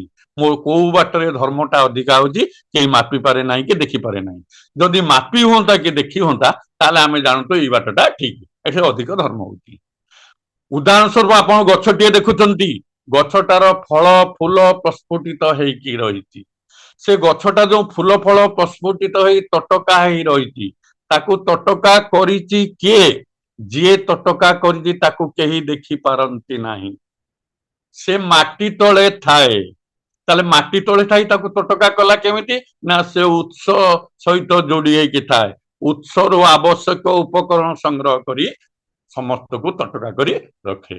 ତେଣୁ ଯୋଉ ଯୋଉ ବାଟଟା ଆମକୁ ଉତ୍ସ ସହିତ ଯୋଡି ଦିଏ ତାହା ହଉଛି ବାସ୍ତବ ଧର୍ମ। ଯୋଉ ଯୋଉ ବାଟ ଆମକୁ ଉତ୍ସ ସହିତ ଯୋଡି ଦେଲା ସେଇ ବାଟଟା ହଉଛି ଧର୍ମର ପଥ। ସେଇଥିପାଇଁ ବୋଧେ ପରମ ପୁରୁଷ ଶ୍ରୀକୃଷ୍ଣ କହିଲେ ସର୍ବଧର୍ମାନ ପରିତ୍ୟଜ୍ୟ ମାମେକଂ ଶରଣଂ ବ୍ରଜ। ତମେ ସେ ଧର୍ମ ପ୍ରତିଷ୍ଠା କରିବାକୁ ଆସିଛନ୍ତି, ସେ ପୁଣି କହୁଛନ୍ତି ସର୍ବଧର୍ମାନ ପରିତ୍ୟଜ୍ୟ। କାହିଁକି କହିଲେ? ନା ତମେ ଯୋଉ ଧର୍ମ କରୁଛ ସେ ଧର୍ମ ତମର ଉଦ୍ଦେଶ୍ୟକୁ ପୂରଣ କରିପାରିବ ନାହିଁ। କେବଳ ମୋର ଶରଣାପନ୍ନ, ମୋର ଶରଣାପନ୍ନ ହୁଅ, ମୁଁ ଯାହା କହୁଛି ସେୟା କର। ଯୁଗେ ଯୁଗ ତ ପୁରୁଷୋତ୍ତମ ସେଇ କଥା କହନ୍ତି। ପରମ ପୁରୁଷ ଏକ ଶ୍ରୀକୃଷ୍ଣ କଥା କହିଲେ, ଠାକୁର ମଧ୍ୟ ସେ କଥା କହିଥିଲେ। ଅବଶ୍ୟ ଠାକୁର ଏ କଥା କହିଥିଲେ ପୁଣ୍ୟ ପୁଥିରେ, live everything come to me କହିଥିଲେ। କିନ୍ତୁ ଏକଥା ମଧ୍ୟ ଠାକୁର କହିଛନ୍ତି, ଯେକୌଣସି ସମ୍ପ୍ରଦାୟର ଯେକୌଣସି ମତ ପଦ୍ଧତିର ଉପାସନାରେ ବ୍ରତୀ ହବା ସତ୍ତ୍ୱେ ବି ଏ ସତ୍ ମନ୍ତ୍ରକୁ ଗ୍ରହଣ କରି ତାର ନିୟନ୍ତ୍ରଣରେ ଜୀବନକୁ ନିୟନ୍ତ୍ରିତ କରି ଚାଲିଲେ ପୂର୍ବୋକ୍ତ ମତ ପଦ୍ଧତି ସାର୍ଥକ ଲାଭ କରିବା ସଙ୍ଗେ ସଙ୍ଗେ ମଣିଷ ଶ୍ରେୟ ତତ୍ପର ହେଇ ଉଠେ। ତେଣୁ ଏ ସତନାମ, ଏ ସତ୍ ମନ୍ତ୍ର ଶ୍ରେୟ ଲାଭର ସ୍ୱତ ସୁନ୍ଦର ସମୀଚୀନ ପୁଣ୍ୟ ପଥ। କହିଲେ ଯିଏ ଯୋଉ ଠାକୁର କହିଲେ ଯିଏ ଯୋଉ ସମ୍ପ୍ରଦାୟର, ତାଙ୍କୁ ଅଲଗା କରିହବ ନାହିଁ, ତାଙ୍କୁ ବିଚ୍ୟୁତ କରିହବ ନାହିଁ, କାରଣ ଆମେ ଗୋଟେ ସଂସ୍କାର ମଜି ଯାଇଛି ତ କରିହବ ନାହିଁ। କହୁଛି ଯିଏ ଯୋଉ ଉପାଧି, ଠାକୁର କହିଲେ ଯିଏ ଯୋଉ ସମ୍ପ୍ରଦାୟର ଯୋଉ ମତ ପଦ୍ଧତିରେ ସାଧନା କରୁଛି କରୁ, ଯୋଉ ମତ ପଦ୍ଧତିରେ କରୁ, ତା ସହିତ ଏ ସତ୍ ମନ୍ତ୍ରକୁ ଗ୍ରହଣ କରୁ। ଏ ସତ୍ ମନ୍ତ୍ରକୁ ଗ୍ରହଣ କରି ତାରି ନିୟନ୍ତ୍ରଣରେ ଚାଲିଲେ ସେ ପୂର୍ବୋକ୍ତ ଯୋଉ ସାଧନା ମତ ରହିଛି ସେଟା ସାର୍ଥକ ହେଇ ଉଠିବ, ମଣିଷ ଶ୍ରେୟ ଲାଭ କରିବ। ତେଣୁ ଧର୍ମ ପାଇଁ ଠାକୁର ପୁରା ଆମ ଯୋଉ ମନର ବିଭିନ୍ନ ପ୍ରକାର ଥାଏ ଧାରଣା, ଠାକୁର ଗୋଟିଏ ବାଣୀ ଦେଇଦେଲେ, ଯାହା ମଣିଷର ଚରିତ୍ରରେ ଓ କର୍ମେ একটা ଉତ୍ସମୁଖୀ ଉଦ୍ବୋଧନୀ ସମ୍ବେଗ ଆଣିଦିଏ, ଯାହା ଦ୍ୱାରା ସୁପ୍ତ ଜୀବନଟା ଜାଗି ଉଠେ, ତାହା ମଣିଷର ପରମ ଧର୍ମ। ଯାହା ମଣିଷ ଚରିତ୍ର ଆଉ କର୍ମକୁ একটা ଉତ୍ସମୁଖୀ ସମ୍ବେଗ ଆଣିଦିଏ, ମଣିଷକୁ ଉତ୍ସମୁଖୀ କରେ ସେଇଟା, ଏବଂ ଜୀବନଟାକୁ ସୁପ୍ତ ଜୀବନଟା ଜଗେଇ ଦିଏ, ସୁପ୍ତ ଜୀବନଟା ଯାହା ଦ୍ୱାରା ଜାଗି ଉଠେ, ସେଇଟା ହଉଛି ମଣିଷର ପରମ ଧର୍ମ। ତେଣୁ ଯୁଗେ ଯୁଗେ ପୁରୁଷୋତ୍ତମ ସେଇ କଥା ହିଁ ଆସନ୍ତି ଏ ମଣିଷକୁ ଜଗେଇ ଦେବା ପାଇଁ। ମଣିଷକୁ ଜଗେଇ ଦେବା, ସେ ଗୋଟେ ମଣିଷ ଭବ, ଆମେ ଯୋଉ ସାମ୍ପ୍ରଦାୟିକ ଗଣ୍ଡଗୋଳ ପରସ୍ପର ହିଂସା କାଣ୍ଡରେ ବ୍ୟାପି ରହୁ, ଇଏ ହଉଛି ମଣିଷର ଭବ ରୋଗ, ଭବ ବ୍ୟାଧି। ଏ ଭବ ବ୍ୟାଧି ଆଜି ପଡିଶା ପଡୋଶୀ ମଧ୍ୟରେ ହାତେ ଫୁଟେ 2 ଫୁଟ ଜାଗା ପାଇଁ ପିଟା ପିଟି, ଥାନାକୁ ଯିବା, କୋର୍ଟ କଚେରୀକି ଯିବା, ଏସବୁ ସଂଘର୍ଷ ବର୍ଷ ବର୍ଷ ଲାଗି ରହିବା, ଇଏ ହଉଛି ଭବ ବ୍ୟାଧି। ସ୍ତ୍ରୀ ସ୍ୱାମୀକୁ ଛାଡି ସନ୍ତାନ ସନ୍ତତି ଥିବା ସତ୍ତ୍ୱେ ବି ଅନ୍ୟକୁ ବିବାହ କରି ଚାଲିଯିବା, ଇଏ ସ୍ୱାଭାବିକ ଘଟଣା। ଆଜି ଇଏ ହଉଛି ଭବ ବ୍ୟାଧି। ବାପା ମାଙ୍କୁ ଜରାଶ୍ରମରେ ଛାଡି ସ୍ତ୍ରୀକୁ ନେଇ ବାହାରେ ରହି ଆନନ୍ଦ ପ୍ରମୋଦ ରହିବା, ଇଏ ମଣିଷର ଭବ ବ୍ୟାଧି। ଏ ଭବ ବ୍ୟାଧି ସବୁ ନିରାକରଣ କରିବା ପାଇଁ ସେ ଆସନ୍ତି, ଦିଅନ୍ତି ଆଣ୍ଟିବାୟୋଟିକ୍ସ ଦେଇଯାଆନ୍ତି, ଆଣ୍ଟିବାୟୋଟିକ୍ସ ଦେଇଯାଆନ୍ତି। ସେଇ ଆଣ୍ଟିବାୟୋଟିକ୍ସ ସେବନ କଲେ ଏ ଭବ ରୋଗ ସବୁ ଦୂର ହବ, ମନର ଅଳିଆଟା ସଫା ହବ, ଲୋକ ବାସ୍ତବ ଅମୃତ ପଥରେ ଚାଲିବ।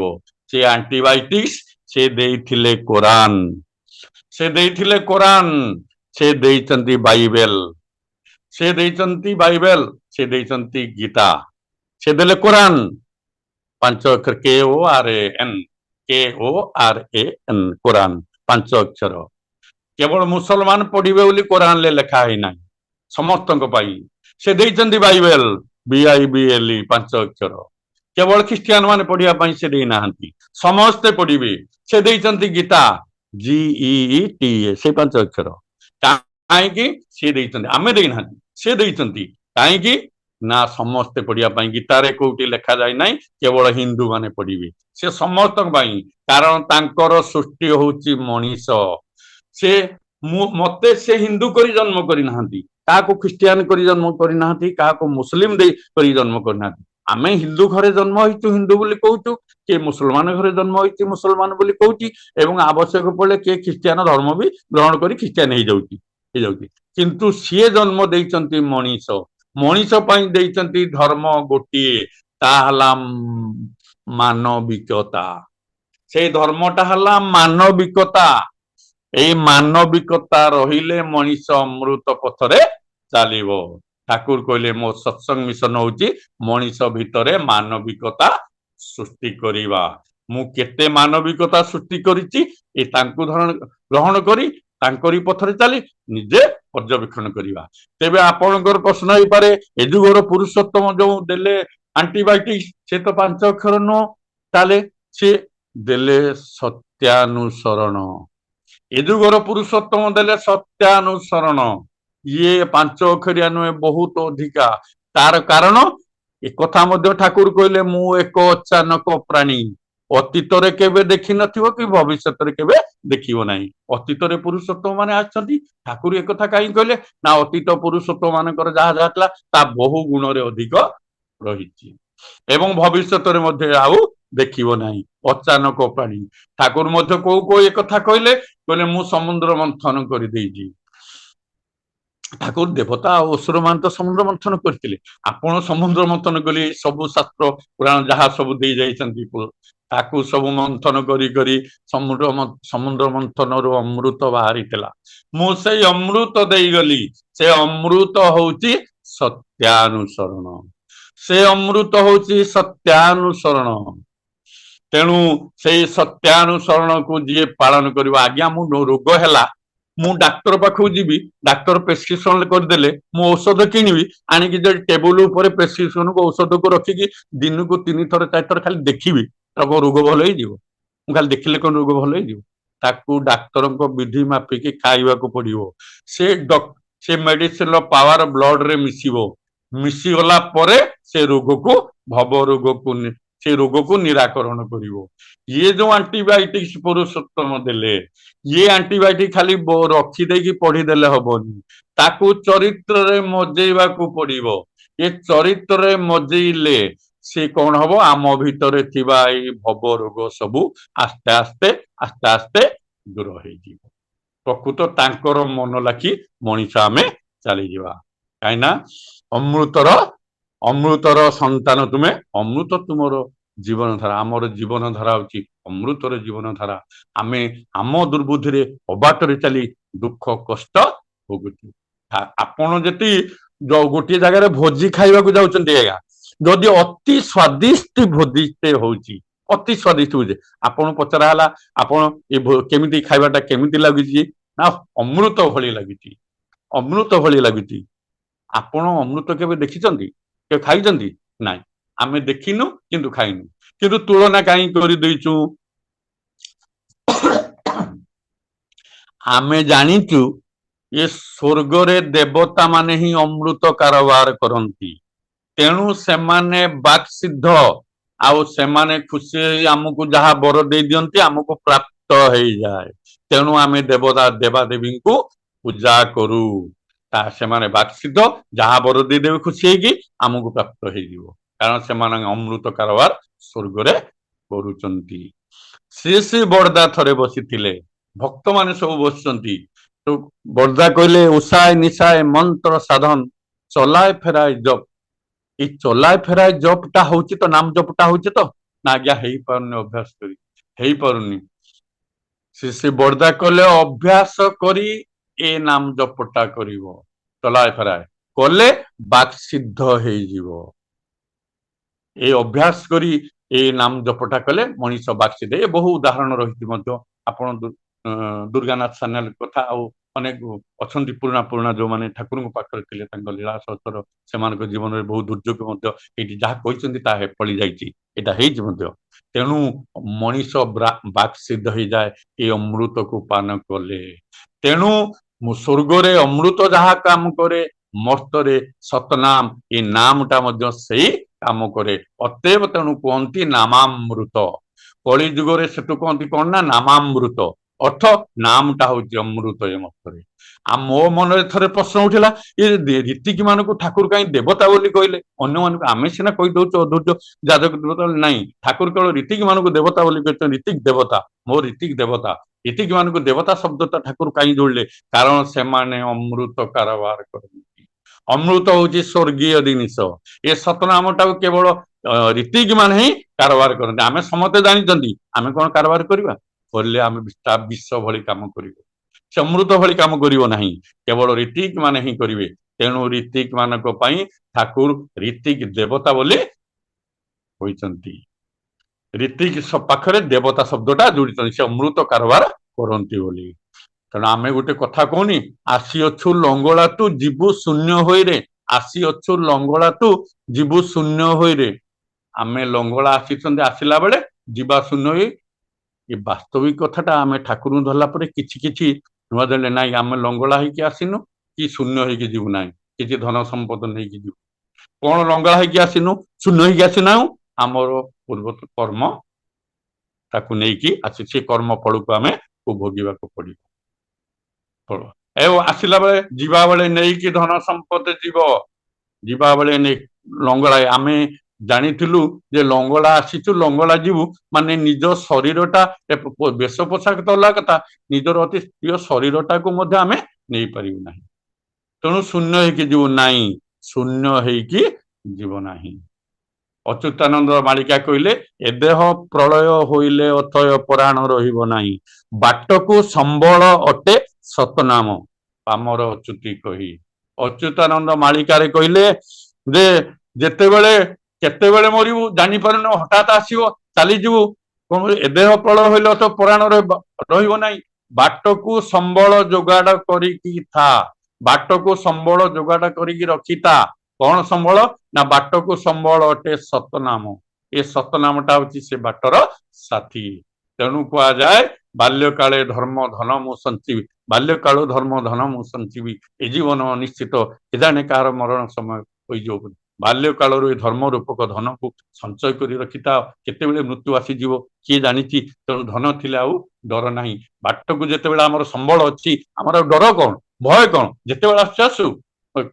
ଏଇ କଥା ମଧ୍ୟ ସନ୍ଥ କବିରଙ୍କର ଗୋଟେ କଥା ଅଛି ଯେ ପତ୍ନୀ ଚଲେଗା ତ ଦୁଆର ତକ, ସଖା ଚଲେଗା ତ ଶ୍ମଶାନ ତକ, ବେଟା ଚଲେଗା ତ ମୁଖାଗ୍ନି ତକ, ସତନାମ ପହଞ୍ଚେଗା ପରମାତ୍ମା ତକ। ସନ୍ଥ କବିରଙ୍କର ଏଇ କଥାଟା ଅଛି ଯେ ସ୍ତ୍ରୀ ଯଦି ଯିବ ସାଙ୍ଗରେ କେତେ ବାଟ ଯିବ, ଦୁଆମୂଳ ତକ। କାନ୍ଦି କାନ୍ଦି ଯେତେବେଳେ ଚାଲିଯିବ, କାନ୍ଦି କାନ୍ଦି ଦୁଆମୂଳ ପର୍ଯ୍ୟନ୍ତ ଯିବ, ଏବଂ ଯାଇକି ସେଠୁ ସମସ୍ତେ ବୁଝାବୁଝି କରି ତାକୁ ଫେରେଇ ଆଣିବେ। ସେ ତ ଗଲେଣି ପିଲା ଛୁଆଙ୍କୁ କାହିଁକି, ପିଲା ଛୁଆଙ୍କୁ କେମିତି ମଣିଷ ହେବେ ସେ କଥା ଦେଖ, ତାଙ୍କ କଥା ଭୁଲିଯା, ଏ କରି ବୁଝାବୁଝି କରି ତାକୁ ଫେରେଇ ନେବେ ଦୁଆମୂଳ ପର୍ଯ୍ୟନ୍ତ। ସ୍ତ୍ରୀ ଯିବ, ଆଉ ସଖା କଲେ ଯୋଉ ଶୁଣିକି ସାହି ପଡିଶା ସବୁ ଦୌଡ଼ିକି ଆସିଥିବେ, ଅମକ ଲୋକଟା ଚାଲିଗଲା, ସେମାନେ କେତେ ବାଟ ଯାଏ ସାଙ୍ଗରେ ଯିବେ, ଏ ଶ୍ମଶାନ ଯାଇଯିବେ। କେତେ ବାଟ ଯାଇଯିବେ? ଶ୍ମଶାନ ଯାଇଯିବେ, ଆଉ ବେଶୀ ବାଟ ଯିବେ ନାହିଁ। ବେଟା ଚଲେଗା ତ ମୁଖାଗ୍ନି ତକ, ନିଜର ପ୍ରିୟ ଆତ୍ମଜ ପୁତ୍ର କେତେ ବାଟ ଯାଇଯିବ? ମୁଖାଗ୍ନି, ମୁହଁରେ ଅଗ୍ନି ବା ମୁଖାଗ୍ନି ଦେବା ପର୍ଯ୍ୟନ୍ତ, ସେ ଅଧିକା ବାଟ ଯାଇପାରିବ ନାହିଁ। ଆଉ ସତନାମ ପହଞ୍ଚେଗା ପରମାତ୍ମା ତକ, ସତନାମ ପରମାତ୍ମାଙ୍କ ପାଖରେ ପହଞ୍ଚେଇ ଦବ। ଏ ସତନାମ ହଉଛି ସିମ୍ବଲ, ଏ ସତନାମ ହଉଛି ସମ୍ପଦ, ଏ ସତନାମ ହଉଛି ଚିହ୍ନ ତାଙ୍କ ପାଖରେ ପହଞ୍ଚିବାର। ଠାକୁରଙ୍କୁ ଏ କଥା ମଧ୍ୟ ପଚରା ହେଇଛି, ଠାକୁର ଆପଣ ତ ଆମେ ଆପଣଙ୍କ ସାଙ୍ଗରେ ମିଶୁଛୁ, ଭଲ ପଚାରୁଛୁ, ବୁଝୁଛୁ, ଆପଣ ଆମକୁ ଉପଦେଶ ଦଉଛନ୍ତି, ଯେତେବେଳେ ଆମେ ଚାଲିଯିବୁ ଆପଣ ଆମକୁ ଚିହ୍ନିବେ ତ? ଠାକୁର କହିଲେ ସତନାମଟାର ମୋହର, ସତନାମର ମୋହରଟା ଥିଲେ ପ୍ରକୃତରେ ଚିହ୍ନା ପଡିଯିବ। ତେଣୁ ସମକୁ ଚିହ୍ନିବେ ସେଇଠି ଯଦି ସତନାମର ମୋହରଟା ଥିବ। ତେଣୁ ପୁରୁଷୋତ୍ତମକୁ ଧରି ସାଧନା କରିବା, ଚାଲିବା, ଇଏ ହଉଛି ବିରାଟ କଥା। ମୁଣ୍ଡକୁ ସବୁବେଳେ ଆଇସ ଫ୍ୟାକ୍ଟ୍ରି କରିବାକୁ ପଡିବ, ମୁଣ୍ଡଟାକୁ ବରଫ କଳ କରିବାକୁ ପଡିବ, ବରଫ କଳ ପଚିଗଲେ ଥଣ୍ଡା, ମୁଣ୍ଡଟାକୁ ଥଣ୍ଡା କରି ରଖିବାକୁ ପଡିବ। ପାଟିଟାକୁ ସୁଗାର ଫ୍ୟାକ୍ଟ୍ରି କରିବାକୁ ପଡିବ, ଏ ମୁହଁଟାରୁ ସବୁବେଳେ ମଧୁର କଥା ବାହାରୁଥିବ ଯେମିତି, ପାଟିଟାକୁ ସୁଗାର ଫ୍ୟାକ୍ଟ୍ରି କରିବାକୁ ପଡିବ। ଆଉ ହାର୍ଟଟାକୁ ଲଭ ଫ୍ୟାକ୍ଟ୍ରି କରିବାକୁ ପଡିବ, ଏ ହୃଦୟଟାକୁ ଭଲ ପାଇବାର ଫ୍ୟାକ୍ଟ୍ରି। ଏଠି ଖାଲି ଯେମିତି ଭଲ ପାଇବାର ଜିନିଷ ବାହାରିବ, ଆଉ କିଛି ନ ବାହାରିବ, ତାହେଲେ ବାସ୍ତବିକ ଚଳନୀଟା ଠିକ ହବ, ଉପଭୋଗ କରିବ ଜୀବନକୁ। ଆସନ୍ତୁ, ସମୟ ଅତିକ୍ରମ ହେଇଛି, ଆଉ କଥା ବଢଉ ନାହିଁ। ପୁଣି ଥରେ ଆଜି ଯୋଉ ଉପସ୍ଥିତ ଯୋଉଠି ହେଇଥିବା ବରେଣ୍ୟ ଇଷ୍ଟବାର୍ତ୍ତାବାହୀ ସଭାପତି ରୀତି ଅଧୈର୍ଯ୍ୟ ଯାଦବ କର୍ମୀ ମଣ୍ଡଳୀ, ଗୁରୁ ଭାଇ, ମା ମାନେ, ଛୋଟ ପିଲାମାନେ ସମସ୍ତଙ୍କର ସାର୍ବିକ ମଙ୍ଗଳ କାମନା କରି ମୋର କଥା ଶେଷ କରୁଛି। ବନ୍ଦେ ପୁରୁଷୋତ୍ତମମ୍। ଜୟ ଗୁରୁ, ଜୟ ଗୁରୁ ଦାଦା, ଜୟ ଗୁରୁ।